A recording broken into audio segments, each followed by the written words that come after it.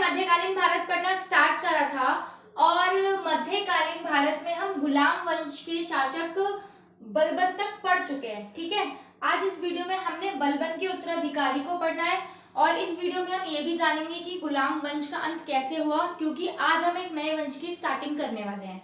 ठीक है, तो उससे पहले हम देखते हैं कि बलबन का जो लास्ट वीडियो में जो हमने पढ़ा था, तो हम देखते हैं कि उसके एंड से कि उसके बाद उसका उत्तराधिकारी कौन बना। तो लास्ट वीडियो में था कि बलबन के दो बेटे होते हैं, मोहम्मद शाह और बुकरा खां। तो बलबन के बाद मोहम्मद शाह को राजा बनना होता है, लेकिन मोहम्मद शाह तो बलबन से पहले ही मर जाता है। तो बलबन जब मर रहा होता है ना, क्योंकि उसको बेटे का बहुत ज्यादा दुख लगता है, बहुत शौक लगता है, तो जब वो मर रहा होता है ना, तो वो अपना उत्तराधिकारी बुकरा खां को घोषित नहीं करता, क्योंकि एक बेटे के बाद तो दूसरे को बेटा राजा बनना चाहिए ना, तो वो उसको घोषित नहीं करता। वो मोहम्मद शाह के बेटे क्या खुसरो को करके जाता है कि इसके बाद मेरा पोता क्या खुसरो बनेगा राजा। ठीक है, तो फिर ठीक है, बलबन मर जाता है। अब बलबन जब मर जाता है ना, तो उसका एक वजीर होता है, मंत्री फखरुद्दीन। फखरुद्दीन ना बहुत ज्यादा षड्यंत्र रचता है, क्योंकि जो कैखुसरो होता है ना, बहुत काबिल राजा होता है, बहुत लायक होता है। तो उसको लगता है कि अगर ये राजा बन जाएगा तो हम तो अपना कुछ कर ही नहीं पाएंगे।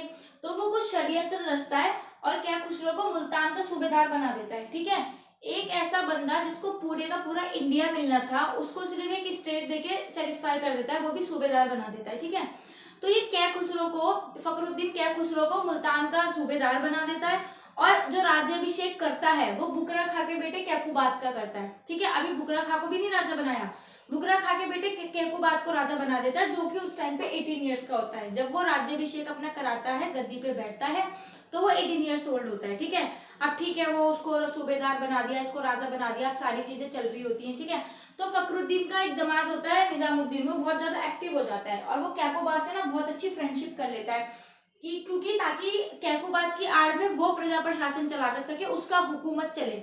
तो इसलिए वो कैकुबाद से बहुत ज्यादा फ्रेंडशिप कर लेता है और उसको ना चीजों की इतनी ज्यादा आदत डाल देता है, मतलब ड्रिंक वगैरह करने की, भोग विलास का जीवन जीने की बहुत ज्यादा आदत डाल देता है। इतना कि अगर इसकी प्रजा में कोई आता है ना कि राजा हमें ये प्रॉब्लम है, सॉल्व कर दो, आज इसने अटैक कर दिया है, हमें यहाँ पे लड़ाई करने जाना है, ये वो, तो एज अ राजा, जो राजा का काम है चीजें करना, संभालना, प्रजा को चलाना, वही चीजें कैकुबाद को डिस्टर्बेंस लगने लगती है कि यार ये तो मुझे डिस्टर्ब कर रहे हैं, यार इससे तो मेरे को बहुत ज्यादा डिस्टर्बेंस हो रही है, मैं तो एंजॉय नहीं कर पा रहा, मैं राजा हूँ, मैं मजे नहीं ले पा रहा, मैं क्या करूँ। तो फिर ये कैकुबाद क्या करता है, दिल्ली की राजगद्दी छोड़ के चला जाता है, फखरुद्दीन और निजामुद्दीन के हाथ में दिल्ली की गद्दी सौंप के चला जाता है, दिल्ली के पास किलोकरी नगर की स्थापना करता है, वहां पे किलोकरी का अपना किला बनवाता है बढ़िया सा, वहां पे रहने लगता है। ठीक है, मतलब एक राजा राजगद्दी छोड़ के वहां पे जाके रहने लगता है। ठीक है, थोड़ा टाइम बीतता है, चल रहा होता है जैसे तैसे, तो उस एक दिन क्या होता है, निजामुद्दीन के बारे में इसको कुछ चीजें पता चलती है। ये निजामुद्दीन के पास आता है कि भाई क्या चल रहा है, ये चीजें मैं क्या सुन रहा हूँ तेरे बारे में। तो इन दोनों की बहस हो जाती है, निजामुद्दीन और कैकुबाद की बहुत ज्यादा बहस हो जाती है आपस में। तो कैकुबाद जो है वो उसकी हत्या कर देता है निजामुद्दीन की, निजामुद्दीन को वही मार डालता है। अब फिर कैकुबाद कहता है भाई अब क्या करें, अब कैसे रूल चलेगा, क्योंकि मुझे तो मजे लेने हैं। फिर इसने ना उस टाइम पे फिरोज खिलजी नाम के एक शासक के बारे में सुन रखा होता है, सैनिक होता है ये उस टाइम पे। तो इसने सुन रखा होता है बहुत ही स्ट्रांग है, बहुत इंटेलिजेंट है, बहुत अच्छा लड़ाई में है, सब कुछ। तो ये उसको बुलाता है। ठीक है, उसको बुलाता है और इसको ना अपनी उसमें मेन पोस्ट दे देता है, मतलब यहाँ का सूबेदार बना दिया, यहाँ का मंत्री बना दिया। तो कैकुबाद के साथ साथ फिरोज खिलजी को चलने लगता है, फिरोज खिलजी अच्छे से सारी चीजें संभालता है और चल रहा होता है। ठीक है, अब धीरे धीरे क्या होता है, कैकुबाद को ना लकवा मार जाता है, पूरे शरीर में लकवा, फालिज जिसे बोलते हैं, वो मार जाता है। अब एक लकवा वाला राजा कैसे रह सकता है, क्योंकि कुछ भी ऑर्डर देना हो या कुछ भी प्रजा से बात करनी हो, लड़ाई करने जाना हो, तो एक फालिज वाला राजा कैसे कर सकता है। तो अब सारे लोग क्या करते हैं, कैकुबाद को गद्दी से हटा देते हैं और क्यूमर्स को राजा बना देते हैं। ये इन्हीं में से किसी का बेटा होता है क्यूमर्स, उसको राजा बना देते हैं। और जिस टाइम पे क्यूमर्स राजा बनता है वो सिर्फ 3 ईयर्स ओल्ड होता है, उसकी उम्र सिर्फ 3 साल होती है। तो फिरोज खिलजी को लगता है कि भाई ये पागल वागल है क्या लोग, मतलब लकवा वाले राजा को तो चलो इन्होंने हटा दिया, चलो ठीक करा, लेकिन एक 3 साल के बच्चे को राजा बना रहे। अरे भाई, जिसका लैंग्वेज डेवलपमेंट भी अभी सही से नहीं हुआ, जो बोलने भी नहीं पाता है सही से, वो क्या राजा बनेगा, क्या राजा चलाएगा। इसका हो जाता है दिमाग खराब, कह रहा भैया पता नहीं कैसे पागल लोग हैं, क्या पागलपंती दिखा रहे हैं, 3 साल वाले को राजा बना रहे हैं। इसको इतनी गुस्सा आती है कि ये जा करके क्यूमर्स की हत्या कर देता है और खुद राजा बन जाता है। ठीक है, तो इससे क्या करता है, जो फिरोज खिलजी होता है जाके क्यूमर्स की हत्या कर देता है और खुद राजा बन जाता है और एक नए वंश की स्थापना करता है जिसका नाम है खिलजी वंश। ठीक है, ये खिलजी वंश की स्थापना करता है। जो खिलजी वंश का कार्यकाल था वो 1220 से 1320 था, सिर्फ 30 साल चला था, सबसे छोटा था। और इसका पहला राजा था जलालुद्दीन फिरोज खिलजी। उस फिरोज खिलजी का पूरा नाम था जलालुद्दीन फिरोज खिलजी, 1220 में जिसका जन्म हुआ था। ठीक है, जलालुद्दीन फिरोज खिलजी के नाम से ये राजा बन जाता है, राजा बन के बैठता है। तो ये पहले क्या करता है, दिल्ली की गद्दी पे नहीं बैठता, क्योंकि भाई इसको डर होता है, मैंने तो राजा को ही मार डाला, मैं गया तो कोई मेरे को ही ना मार डाले, है मेरे को ही ना मार डाले।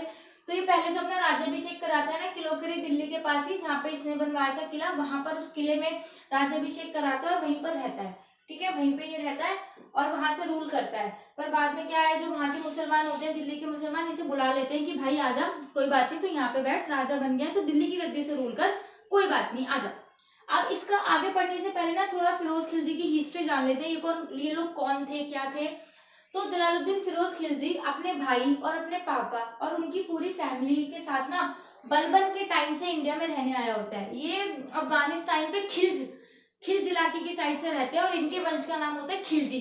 ठीक है, इसलिए इसमें जो भी सारे लोग मिलेंगे ना खिलजी वंश में, ये अपना सरनेम खिलजी यूज करते हैं, क्योंकि इनका वंश ही खिलजी था, तो पूरा वंश चला रहे हैं, अपने वंश का खिलजी सरनेम लेकर के चलते हैं। ये वहां पे रहने आए थे और बलबन के टाइम पे इनको छोटी मोटी पोस्टें दी गई। फिर धीरे धीरे इन्होंने दिखाया कि भाई हम में बहुत ज्यादा काबिलियत है, बहुत अच्छे बढ़िया इंसान है एकदम से, तो इनको अच्छी अच्छी पोस्टें दी गई। और ये कैफुबाद के टाइम पे तो बहुत ज्यादा फेमस भी होता कि इसे मंत्री बना दिया था, बाद में इसने इसको मार के हत्या कर दी। अभी हम पढ़ते हैं, अब जलालुद्दीन फिरोज खिलजी 1220 में पैदा हुआ था। ठीक है, ये 1220 है, इसका बर्थ ऑफ ईयर है। तो एक बात देखो, 1220 में पैदा हुआ है और 1290 में राजा बना है, यानी 70 साल की उम्र में ये गद्दी पे बैठा है, 70 साल। ठीक है, लोग रिटायरमेंट के बाद के भी 10 ईयर्स हो गए, ये उस टाइम पे राजा बन रहा है, इतना ज्यादा इसको वो था राजा बनने का। ठीक है, अभी राज्याभिषेक किलोखरी दिल्ली के पास अपना करवा लेता है, बाद में वापस दिल्ली की गद्दी पे करता है शासन, नो दिक्कत। अब इसने ना सहिष्णुता की नीति अपनाई। सहिष्णुता की नीति मतलब कि इसने फील करा कि सभी धर्मों को इक्वालिटी देना ना जरूरी है, मतलब सभी धर्मों को बराबर मानना जरूरी है, सिर्फ अपने धर्म धर्म धर्म धर्म करके मैं नहीं कर सकता। और ये ऐसा पहला राजा था जिसको लगा कि भाई मेरे को अगर राजा बनना है तो जनता का समर्थन लेना जरूरी है, जनता को इंक्लूड करना जरूरी है। तो ये जो भी फैसले वगैरह लेता था, सब कुछ अपनी जनता को ध्यान में रख के लेता था, उनको भी पूछता था। और ये पहला एक ऐसा राजा था जिसने अपने टाइम पीरियड में हिंदुओं को भी अच्छी अच्छी पोस्ट दिए। नहीं तो इससे पहले जो राजा होते थे वो सिर्फ अपने तुर्क सरदारों में या फिर जो उनकी मतलब उनके ही होते थे, उनके धर्म के होते थे, उनको पोस्ट देते थे।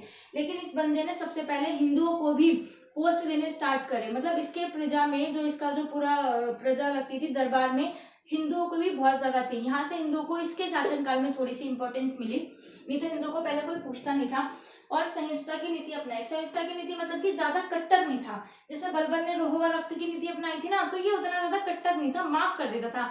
छोटी छोटी चीजें हुई तो हाँ जा कोई बात नहीं, फांसी वासी तो शायद इसके शासनकाल में किसी को दी भी नहीं गई थी, बहुत माफ कर देता था छोटी छोटी चीज में। इसका बेस्ट एग्जाम्पल ये है कि ना विद्रोह कर दिया बलबन के भतीजे ने।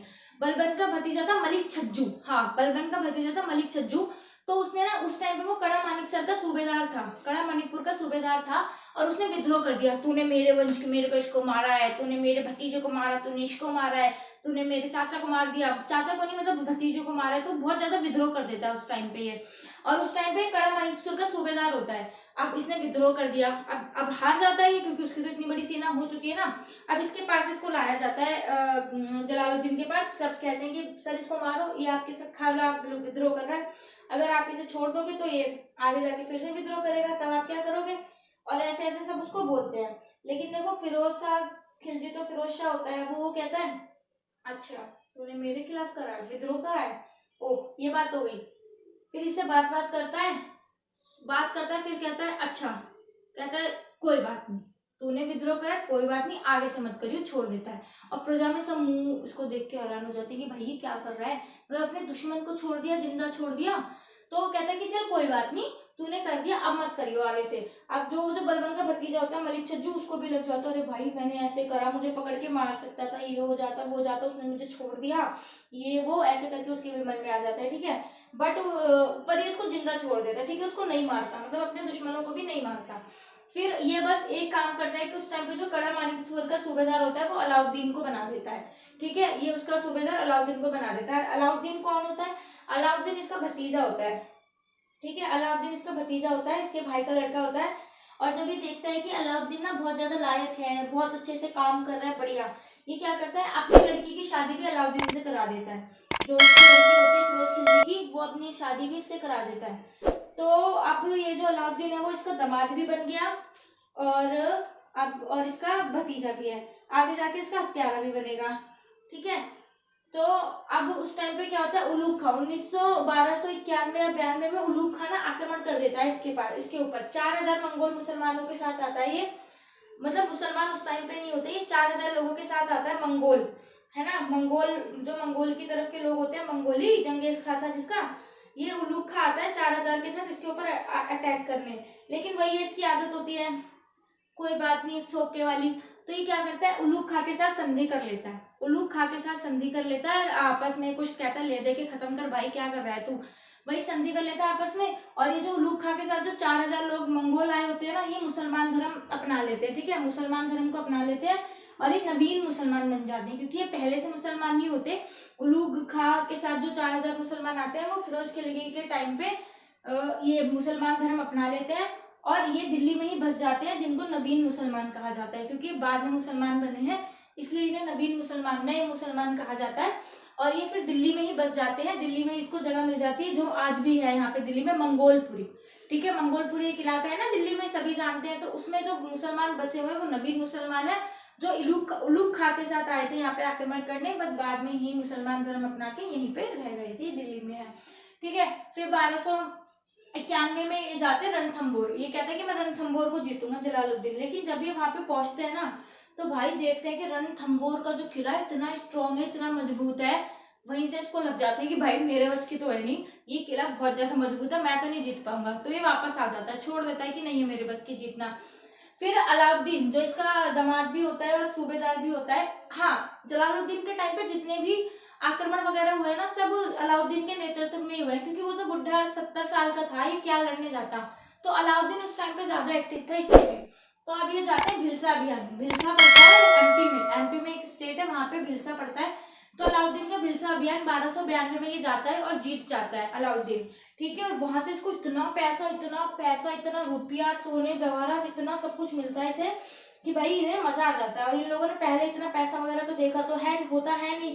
अब जब ये वापस आता है ना यहाँ पे जलालुद्दीन खिलजी के पास, ये लोग देख के हैरान हो जाते हैं कि भाई साहब कितना पैसा है, कितना रुपया है, कितना मिल गया इनको।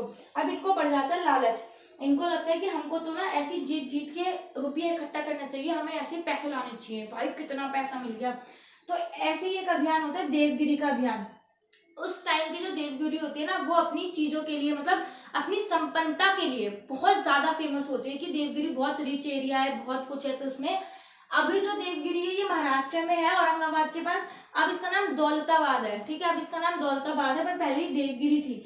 तो ये 1296 में जाता है वहां पे, और ये दक्षिण की साइड पड़ता है ना, महाराष्ट्र में नीचे दक्षिण की साइड पड़ता है। तो एक चीज ध्यान रखना कि ये पहला मुसलमान था जिसने दक्षिण अभियान चलाया, मतलब ये रहा दक्षिण भारत को जीतने वाला फर्स्ट मुसलमान था। कौन? अलाउद्दीन। क्योंकि इससे पहले अलाउद्दीन कभी भी दक्षिण में नहीं गए थे, और गए भी थे तो वो मुसलमान नहीं थे।